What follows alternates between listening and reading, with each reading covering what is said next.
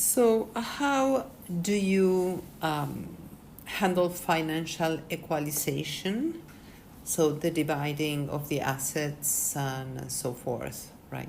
Like pensions and that sort of things. Well, pension is different.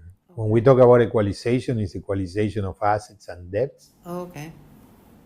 Um, Basically, we work together with the divorcing couple, and we have software, our own software, that basically we show what belongs to him, what belongs to her. And let's say, let me give you an example. If you have a car that is $10,000, and you said, I will keep the car, then we have a software that automatically we have the option to say we share, or it's him or it's her. Then automatically when I said, let's say in your case, you keep the car and it's $10,000, then $5,000 automatically will be assigned to him. Means you have to pay him half of the car that you are keeping.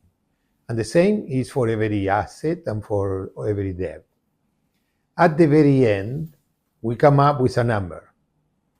Okay, this is the money that you need to pay her to equalize the net between the asset and the debts.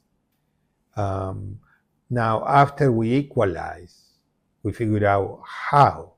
If you pay with RSPs, if you pay with cash, how you end up equalizing.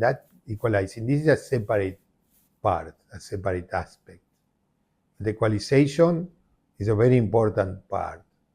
And for some people it's very confusing, because at the very end you said, okay, keep the bank, we close this bank, you keep the car, I keep the house. But at the very end, they don't understand how much asset each one end up having and who has to pay to whom.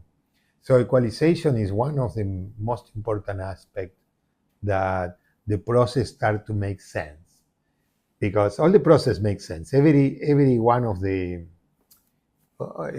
steps makes sense. But when we start talking about equalization, it's kind of the whole thing close well. I mean, when we talk about spousal, also makes sense. But when we finish with equalization, is when, okay, now we got into something, we know what's going on. A good divorce is better than a bad relationship.